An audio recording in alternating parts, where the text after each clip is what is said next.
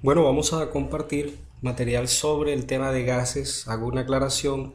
Si usted va a utilizar este material como fuente bibliográfica, se le informa que no va a encontrar aquí toda la información completa sobre el tema. Este material está desarrollado especialmente para mis estudiantes. También, bueno, me disculpo si escuchan sonidos de algún perro o gato o ruidos extraños. Me lamento eso, pero les voy a agradecer que se concentren en mi voz. Bueno, vamos a hablar sobre gases. Para el estudio de los gases, inicialmente hablamos sobre parámetros como volumen, masa, temperatura, presión. Sin embargo, ya lo que es masa, temperatura y volumen se ha comentado ya en clases anteriores. Sin embargo, recordemos que la masa es una medida de la cantidad de materia. El volumen es una medida del espacio que ocupa un cuerpo y la temperatura está relacionada con la energía térmica de un material. La presión es uno de los parámetros más importantes cuando hablamos sobre los gases. Físicamente hablando, la presión se define como fuerza dividido entre el área. En el Sistema Internacional de Unidades, SI, si expresamos la fuerza en la unidad Newton y si el área lo expresamos en metros cuadrados, pues el resultado de la división de estas dos unidades da lugar a una unidad llamada Pascal. Su símbolo es PA y también se puede expresar como Joule sobre metro cúbico. Sin embargo, en el estudio de los gases es común encontrar otras unidades como la atmósfera y el milímetro de mercurio, en cuyo caso debemos tener en cuenta algunos factores de conversión. Por ejemplo, una atmósfera de presión equivale a 101.325 pascales. Y además, esa atmósfera de presión también equivale a 760 milímetros de mercurio.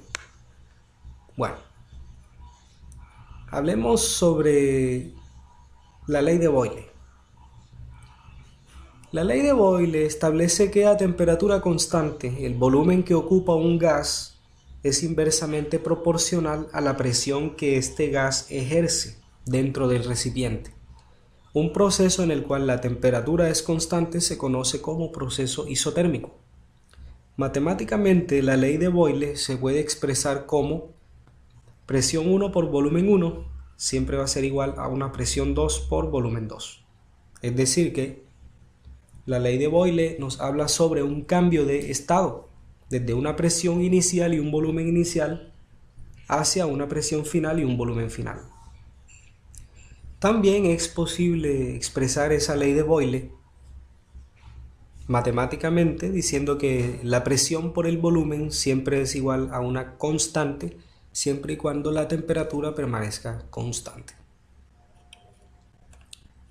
Para la representación gráfica de la ley de Boyle consideremos una tabla de valores donde tenemos medidas de volumen, por ejemplo 5 litros, 4 litros, 3, 2, 1 litro. A medida de que nosotros vamos aquí disminuyendo el volumen, medimos acá cuál va a ser la presión dentro de ese recipiente. Estos datos son para un caso hipotético. Entonces observamos que a medida que el volumen va disminuyendo, la presión del gas dentro del recipiente va aumentando. Si graficamos estos valores, por ejemplo en Excel, como la que observamos aquí en pantalla, volumen versus presión, entonces vamos a observar que la gráfica tiene forma de una hipérbola y eso nos indica que estas dos magnitudes, presión y volumen, son inversamente proporcionales. Por ejemplo, consideremos un gas confinado en un cilindro de 10 metros cúbicos y además su volumen es variable. Este recipiente contiene nitrógeno gaseoso a una presión de 100.000 pascales. Si el gas se comprime hasta ocupar un volumen de 7 metros cúbicos, ¿cuál será la nueva presión del gas? Bueno, lo primero que debemos acostumbrarnos a hacer es sacar los datos por aparte. En este caso tenemos volumen 1, 10 metros cúbicos, volumen 2, 7, presión 1, 100.000 pascales y nos preguntan cuál será el valor de la presión 2. Aplicamos la fórmula de la ley de Boyle y de aquí despejamos la presión 2, en cuyo caso este volumen final que está multiplicando lo pasamos a dividir y posteriormente lo que tenemos que hacer es ya introducir los datos. Aquí observamos que las unidades de volumen, que en este caso es metro cúbico, se simplifican y el valor final que vamos a obtener es de 142.847 pascales. La ley de Charles, por su parte, establece que a una presión constante la temperatura es directamente proporcional al volumen. Sin embargo, hagamos la aclaración de que esta proporcionalidad se cumple si y solamente si la temperatura la expresamos en Kelvin, que es la unidad termodinámica de temperatura. Un proceso en el cual la presión se mantiene constante se conoce como isobárico. Matemáticamente, la ley de Charles se puede expresar como volumen 1 dividido entre temperatura 1 es igual a volumen 2 entre la temperatura final. O también considerando que siempre que dividamos volumen entre temperatura vamos a obtener una constante siempre y cuando el proceso sea a presión constante. Gráficamente, por haber una proporcionalidad directa entre temperatura medida en Kelvin y el volumen, la gráfica que vamos a obtener siempre va a ser una línea recta que si extrapolamos va a pasar por el origen. Por ejemplo, una muestra de gas está en un cilindro de 5 litros a 298.15 Kelvin de temperatura. Si el gas se calienta hasta ocupar un volumen de 0.7 veces mayor, ¿cuál será la nueva temperatura del gas expresada en grados centígrados? Bueno, entonces los datos son: volumen 1 tenemos 5 litros. El volumen 2 va a ser igual al volumen inicial más 0.7 veces el valor de ese volumen inicial, ya que el volumen final es 0.7 veces mayor. Debemos acostumbrarnos a este tipo de problema. Así que con la práctica, más adelante ya sabrán cómo podemos nosotros expresar el valor de una magnitud final en términos de su valor inicial. Por ende, tendríamos que el volumen final sería 5 más 5 por 0.7 y esto nos da un resultado de 8.5 litros para el volumen final. La temperatura inicial es de 298.15 Kelvin y nos preguntan por la temperatura final. Miremos a ver. Aplicamos la ecuación de la ley de Charles, que también podemos expresar de esta forma, es decir, invirtiendo las divisiones. Entonces tenemos T1 sobre B1 igual T2 sobre B2. Aquí estamos interesados en el valor de T2. Este volumen que está dividiendo pasa a multiplicar a T1, como muestra esta ecuación. De aquí lo que hacemos es introducir los valores. 298.15 Kelvin, T1, volumen 2, 8.5 litros, volumen inicial 5 litros. Simplificamos la unidad de litro y la respuesta nos va a quedar en Kelvin.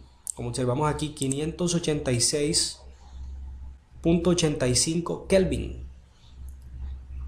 Pero como la piden en grados centígrados, lo que tenemos que hacer es a ese resultado restarle 273.15, lo cual nos da 233.7 grados centígrados. Están ladrando los perros, qué pena. La ley de Gay-Lussac establece que si el volumen de un recipiente se mantiene constante, la temperatura del gas es directamente proporcional a la presión que este gas ejerce dentro del recipiente. Un proceso en el cual el volumen permanece constante se conoce como proceso isocórico. Matemáticamente, la ley de Gay-Lussac se puede expresar como presión 1 entre temperatura 1 igual presión 2 entre temperatura 2. O, dicho de otra forma, Siempre que el volumen sea constante, para un gas, la presión dividido entre temperatura va a dar igual a una constante.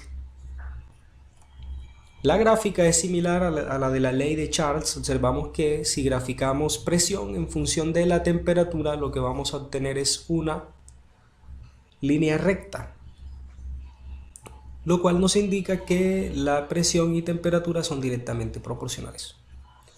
Por ejemplo, una muestra de gas está en un cilindro a 25 grados centígrados de temperatura y 2 atmósferas de presión. Si el gas se calienta hasta incrementar su temperatura en un 20%, nos preguntan cuál será la nueva presión del gas en pascales.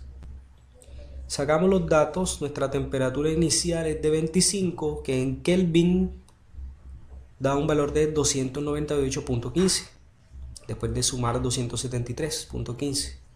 La temperatura 2 me dicen que es igual a la temperatura 1 incrementada en su 20%, y matemáticamente esto se consigue tomando la temperatura 1 y sumándole su valor multiplicado por 0.2. Esta operación nos da un resultado de 357.78 Kelvin. La presión inicial es de 2 atmósferas.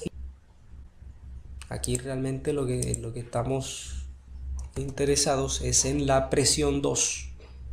Hago la aclaración. Entonces tenemos aquí, despejamos la presión 2, esta temperatura que está dividiendo, la pasamos a multiplicar a P1 y la ecuación nos queda P2 igual P1 por T2 sobre T1. Introducimos los datos que habíamos sacado anteriormente, simplificamos las unidades y nos va a quedar un resultado de 2.4 atmósferas.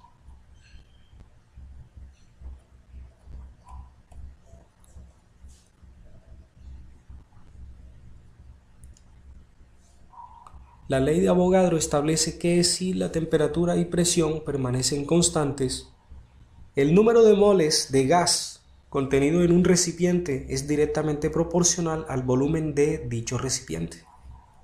La ley de Avogadro se puede expresar matemáticamente como N1 entre V1 igual N2 entre V2. O dicho de otra forma, siempre que temperatura y presión sean constantes, la división entre el número de moles y volumen de un gas es igual a una constante. La gráfica de la ley de Avogadro muestra que si graficamos volumen en función del número de moles, obtenemos una línea recta que si extrapolamos pasa por el origen. Aquí en la gráfica no se observa eso porque la gráfica está escalada. Sin embargo, realmente si extrapolamos, la gráfica debe pasar por el origen, lo cual nos indica que número de moles y volumen son directamente proporcionales. Por ejemplo, consideremos una muestra de 5 gramos de oxígeno gaseoso que está en un cilindro de un volumen de 5 metros cúbicos a 25 grados centígrados de temperatura. Si se inyecta el recipiente con una cuarta parte más de oxígeno, ¿cuál será el volumen final del gas? Entonces, el número de moles inicial lo podemos obtener dividiendo la masa entre el peso molecular del oxígeno gaseoso, que es 32, y eso nos daría un resultado de 0.156 moles de oxígeno. El número de moles finales resulta de considerar que se inyecta una cuarta parte más del oxígeno que ya está presente, es decir, que el número de moles final será igual al número de moles iniciales más un cuarto de ese número de moles iniciales, es decir, matemáticamente tendríamos esta expresión que tenemos aquí, cuyo resultado es 0.195 moles de oxígeno. El volumen inicial es de 5 metros cúbicos y estamos interesados en calcular el volumen final del gas. Lo que tenemos que hacer es de la ecuación de la ley de Avogadro, despejamos el valor del volumen final, con lo cual nos queda que volumen 2 es igual a número de moles 2 por volumen 1 dividido entre el número de moles 1. Si reemplazamos los datos y simplificamos las unidades de mol, hacemos los cálculos y obtenemos un resultado de 6.25 litros. Esta ecuación, para despejarla, podría ser útil primero invertirla en ambos lados, es decir, escribir B1 entre N1 igual B2 entre N2. De ese modo queda más fácil de despejar. Existe una fórmula que combina las leyes anteriormente mencionadas y esa ecuación establece que presión 1 por volumen 1 dividido entre número de moles 1 por temperatura 1 siempre es igual a presión 2 por volumen 2 dividido entre número de moles 2 por temperatura 2. Por ejemplo, consideremos un cilindro de volumen variable que contiene 10 litros de CO2 a 25 grados centígrados y 2 atmósferas de presión. Si se deja escapar el 30% de la cantidad de gas, a la vez que se calienta hasta 30 grados centígrados y se expande hasta 1.5 atmósferas de presión, ¿cuál será el volumen final del gas? Entonces sacamos los datos: volumen inicial 10 litros, temperatura inicial 298.15, la final 303.15, ya aquí hemos convertido directamente de Celsius a Kelvin. La presión inicial es de 2 atmósferas y la final de 1.5. Y nos dicen que el número de moles inicial lo podemos indicar como N y que el número de moles finales es el número de moles iniciales menos 0.3 veces su valor inicial. Esto nos da 0.7 N para el número de moles finales. Introducimos todos estos datos en la ecuación donde previamente hemos despejado el volumen 2, es decir, de esta ecuación despejamos el volumen 2 y nos queda de esta manera, como tenemos aquí. Introducimos los datos, todos los datos de la tabla en el orden en el que indica cada una de estas variables y obtenemos un resultado de 9.5 litros. Aquí cabe resaltar que la N, que es el número de moles que no conocemos, se simplifica, al igual que las unidades de Kelvin y las unidades de atmósfera, por eso nos queda expresado el resultado en litros. Además, lo que estamos buscando es un volumen. Hablemos ahora sobre los gases ideales. Bueno, un gas ideal realmente es un modelo teórico que en la naturaleza no existe. Sin embargo, el modelo de gas ideal resulta bastante útil para el estudio de los gases reales. Pero, ¿cuáles son las aproximaciones que considera el modelo del gas ideal? Pues en primer lugar, este modelo establece que no existen fuerzas de atracción o repulsión entre las partículas que conforman el gas. A su vez, considera que las partículas de gas tienen masa, pero el volumen que estas partículas ocupan independientemente es prácticamente nulo. La ecuación del gas ideal establece que presión por volumen es igual a número de moles multiplicado por R por la temperatura en Kelvin. Esta R se conoce como constante universal de los gases ideales y tiene un valor que depende de las unidades en las que vayamos a expresarla. Por ejemplo, puede tener un valor de 0.082 atmósfera litros sobre mol Kelvin o de 8.314 joules sobre mol Kelvin. Hay que ser muy precavidos en cuanto al uso de los valores de esta constante R. ¿Cuándo usamos el valor de 8.314? Solamente cuando la presión la trabajamos en pascales y el volumen en metros cúbicos. Bueno, un gas real puede tener propiedades similares al de un gas ideal solamente si la presión es considerablemente baja y a altas temperaturas. Hagamos un ejemplo. Acá nos preguntan qué volumen debe tener un recipiente para contener 60 gramos de nitrógeno gaseoso a 20 grados centígrados y 200.000 pascal de presión. Recordemos que la presión expresado en pascal también se puede escribir como joule sobre metro cúbico, 200.000 joules sobre metro cúbico. La temperatura es pasada de grados centígrados a Kelvin sería 293.15. El número de moles, que es masa sobre peso molecular, sería 60 gramos de hidrógeno dividido entre el peso molecular de este gas, que es 28. Esto nos da 2.14 moles. Y la incógnita o parámetro que vamos a calcular es el volumen que debemos despejar de aquí de la ecuación del gas ideal. Nos queda de esta manera: volumen igual nRT sobre P. Tenemos acá P por B igual nRT. Simplemente aquí la presión que está multiplicando la pasamos a dividir. Reemplazamos los datos.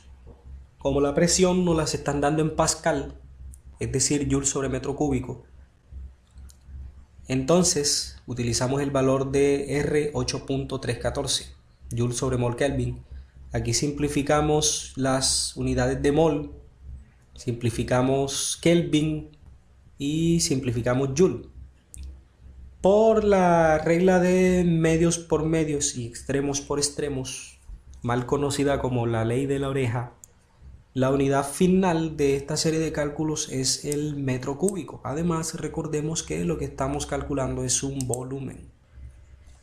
El peso molecular o atómico de un gas ideal puede ser obtenido a partir de las condiciones en las que se encuentra el gas ideal. Esas condiciones son densidad, temperatura y presión. La demostración es muy sencilla. Comenzamos con la ecuación del gas ideal y de aquí reemplazamos el número de moles, que es masa dividido entre peso molecular, lo reemplazamos y nos queda esta ecuación.